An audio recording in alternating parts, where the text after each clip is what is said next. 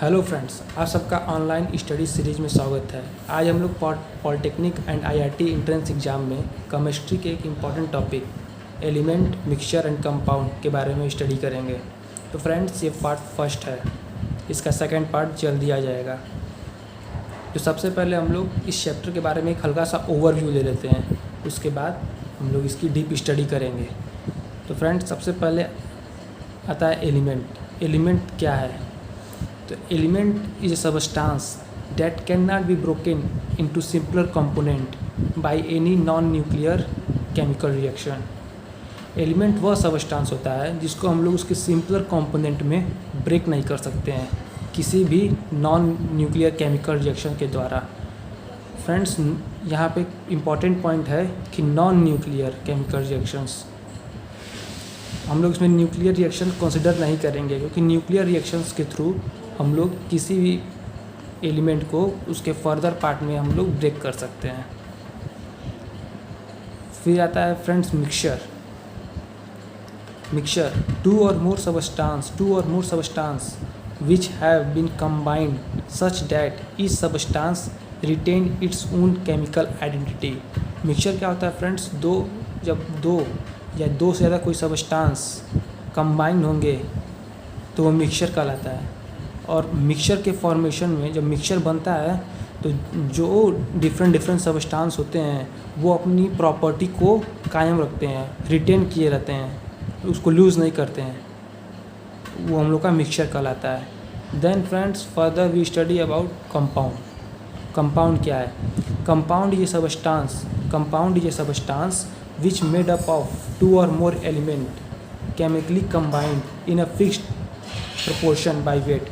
Compound वो होता है फ्रेंड्स जो दो या दो से ज़्यादा एलिमेंट से मिलकर बना होता है। और friends, during formation of compound the substance lose their chemical identity. Then friends, इसका डीपली स्टडी करने से पहले हम लोग कुछ फर्दर टर्म्स हैं इनके बारे में हम स्टडी कर लेना चाहिए। सो फ्रेंड्स, सबसे पहले अब हम लोग स्टडी कर लेते हैं मैटर के बारे में। मैटर क्या होता है? तो matter is a substance which have mass and occupy space is called matter. Matter वह होता है, वह सबस्टांस है, मैटर वह चीज़ है जिसके पास कुछ मास हो और वो स्पेस ऑक्यूपाइड करे, कुछ स्पेस घेरे, उसको मैटर कहते हैं। Everything is matter.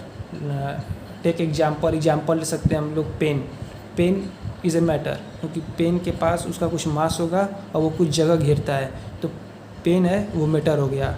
ऐसे हम लोग चॉक ले लेते हैं। चॉक का एक स्मॉलेस्ट पार्टिकल भी मैटर होता है, क्योंकि उसके पास भी कुछ ना कुछ मास होता ही होता है और वो स्पेस भी ऑक्यूपाई करता है। तो फ्रेंड्स, एवरीथिंग इज़ मैटर।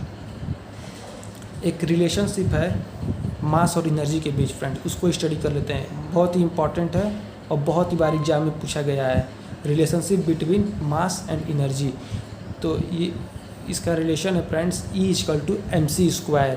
यहाँ पे E हम लोग की एनर्जी है और m है हम लोग का मास है और c क्या है? Speed of light.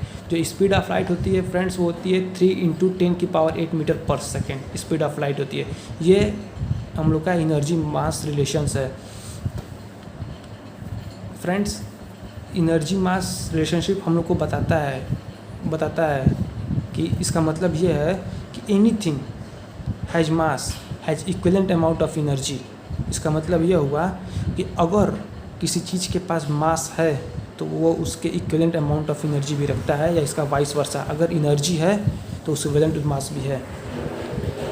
फिर फ्रेंड्स, हम लोग पढ़ लेते हैं स्टेट ऑफ मैटर। मैटर के स्टेट क्या है?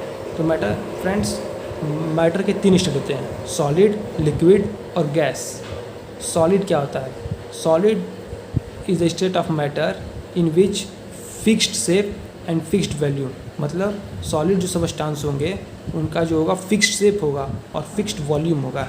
एग्जाम्पल आयरन, वुड etc, बहुत सारे एग्जाम्पल्स हो जाएंगे। तो इसका मतलब ये है फ्रेंड्स कि उसका शेप फिक्स्ड होगा और उसका वॉल्यूम भी फिक्स्ड होगा और वो इनकम्प्रेसिबल होगा, उसको कंप्रेस हम लोग नहीं कर सकते हैं सॉलिड को आसानी से। Then liquid state. Liquid state में फ्रेंड्स क्या होता है, वॉल्यूम तो फिक्स होता है बट उसका शेप फिक्स नहीं होता है। जैसे कि एग्जांपल ले लेते हैं वाटर को हम लोग किसी सिलेंड्रिकल बर्तन में या कंटेनर में डालते हैं तो उसका जो सिलेंडर का वॉल्यूम आ जाता है। जब किसी क्यूबिकल चीज़ में डालेंगे तो क्यूबिकल वॉल्यूम अपना लेगा, तो उसका वॉल्यूम तो सेम रहेगा, चाहे हम लोग सिलेंडर में डालें, चाहे किसी क्यूबाइड में डालें या फिर किसी भी चीज़ में डालें हम लोग, वॉल्यूम तो उसका सेम रहेगा। वाटर तो उतना ही रहेगा, वॉल्यूम तो सेम रहेगा, लेकिन उसका शेप फ्रेंड्स अलग अलग हो जा रहा है, क्योंकि सिलेंड्रिकल का शेप अलग होता है, क्यूब का शेप अलग होता है, स्पेयर का शेप अलग होता है, क्योंकि लिक्विड का कोई एक फिक्स्ड शेप नहीं होता है। एग्जाम्पल वाटर हो गया, मिल्क हो गया। थर्ड है फ्रेंड्स गैसियस स्टेट में फ्रेंड्स ना ही फिक्स्ड स्टेप होता है और ना ही फिक्स्ड वॉल्यूम होता है। जैसे कि फ्रेंड एग्जांपल ले लें हम लोग गैस को किसी भी कंटेनर में डाल लेंगे, कोई भी गैस हो उसको किसी भी कंटेनर में डालेंगे तो उसका ना फिक्स्ड स्टेप होगा ना फिक्स्ड वॉल्यूम होगा। जिस टाइप के कंटेनर में डालेंगे उस टाइप का वो शेप अपना लेगा। जैसे कोई एग्जांपल हो गया hydrogen gas, oxygen gas, methane gas, कोई भी गैस। और ये जो गैस होता है फ्रेंड्स वो बहुत ही कंप्रेसिबल होता है। फ्रेंड्स एक नोट है, उसको हम लोग स्टडी कर लेते हैं, ये बहुत ही इंपॉर्टेंट है। लिक्विड और गैस दोनों collectively called fluid. Liquid and gas are collectively called fluid. दोनों को हम लोग फ्लूइड कहते हैं because fluid is a substance that can flow. जो फ्लो कर सके उसको फ्लूइड कहते हैं। तो लिक्विड और गैस फ्लो कर सकते हैं, उसको हम लोग फ्लूइड कहते हैं friends. And another important note है फ्रेंड्स कि liquid have one free surface and gas have no free surface. ये बहुत ही इंपॉर्टेंट क्वेश्चन पॉइंट है जो एग्जाम में कई बार पूछा गया है। लिक्विड के पास एक फ्री सरफेस होता है, only one free surface, and gas have no free surface. और फ्रेंड हम लोग बात करते हैं change in state of matter. Friend जो हम लोग स्टेट ऑफ मैटर के बारे में पढ़े हैं, जैसे कि सॉलिड हो गया, लिक्विड हो गया, गैस हो गया, ये सब इंटर कन्वर्टेबल हैं, एक दूसरे में चेंज हो सकते हैं by changing the pressure and temperature और प्रेशर को चेंज करके हम लोग जो मैटर का स्टेट है उसको ईजिली चेंज कर सकते हैं। तो फर्स्ट जो है हम लोग का पॉइंट है वो मेल्टिंग पॉइंट है। मेल्टिंग पॉइंट क्या होता है friends? Melting point the temperature इसमें सॉलिड लिक्विड में चेंज हो जाता है, वो हम लोग का मेल्टिंग पॉइंट होता है। फ्रेंड्स जो मेल्टिंग पॉइंट होता है वो हम लोग का डिपेंड करता है प्रेशर पे एंड जो इसको स्पेसिफाइड किया गया है यूजली वो एक स्टैंडर्ड प्रेशर पे इसको हम लोग स्पेसिफाइड किए हैं। एटमॉस्फेरिक प्रेशर पे उसको स्पेसिफाइड किया गया है। जैसे 1 atmospheric pressure equal to 100 kPa। Friends एक इम्पॉर्टेंट नोट है, जो मेल्टिंग पॉइंट होता है वो आइस का 273.6 केल्विन और 0 डिग्री सेल्सियस होता है। इस टेम्परेचर पे जो आइस है वो कन्वर्ट हो जाता है लिक्विड में, वाटर में। फिर एक सेकेंड इम्पॉर्टेंट नोट है इम्प्योरिटी के प्रेजेंस के कारण। अगर किसी सब्सटेंस में इम्प्योरिटी प्रेजेंट होगी तो उसका जो है मेल्टिंग पॉइंट डिक्रीज़ करता है friends. The presence of impurity decrease the boiling point of substance. Then we consider boiling point, the temperature at which liquid start boiling at atmospheric pressure is known as boiling point। वह temperature इस पे liquid का boiling start हो जाता है और वो भी एटमॉस्फेरिक प्रेशर पे होगा, is known as boiling point. और हम लोग एक अनदर दूसरे तरह से भी इसको डिफाइन कर सकते हैं, जैसे friend boiling point of substance. जो बॉइलिंग पॉइंट होता है किसी भी सबस्टांस का, वह टेम्परेचर है इस पे जो वेपर प्रेशर है लिक्विड का वह सराउंडिंग के प्रेशर के बराबर हो जाता है और लिक्विड वेपर में चेंज होती है। इसको भी बॉइलिंग पॉइंट कहते हैं। इम्पॉर्टेंट नोट है फ्रेंड्स कि बॉइलिंग पॉइंट जो होता है वाटर का 373 केल्विन या फिर 100 डिग्री सेल्सियस होता है और इम्प्योरिटी के प्रेजेंस के कारण बॉइलिंग पॉइंट बढ़ता है। फ्रेंड्स याद रखिएगा अगर इम्प्योरिटी बढ़ेगी तो मेल्टिंग पॉइंट वहाँ डिक्रीज कर रहा था फ्रेंड्स, बट बॉइलिंग पॉइंट में इसका उल्टा है। अगर इम्प्योरिटी बढ़ेगी तो बॉइलिंग पॉइंट हम लोग का, इम्प्योरिटी के कारण बॉइलिंग पॉइंट हम लोग का हमेशा बढ़ेगा ही बढ़ेगा। इम्प्योरिटी बढ़ाएंगे तो बॉइलिंग पॉइंट बढ़ेगा ही बढ़ेगा।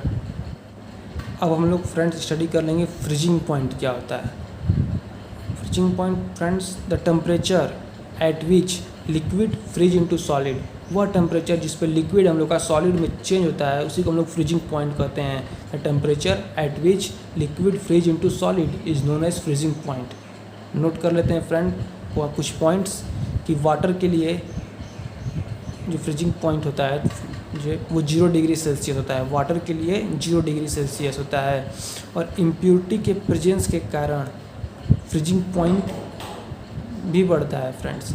अगर यहाँ इम्प्योरिटी बढ़ेगी तो फ्रीजिंग पॉइंट भी बढ़ेगा।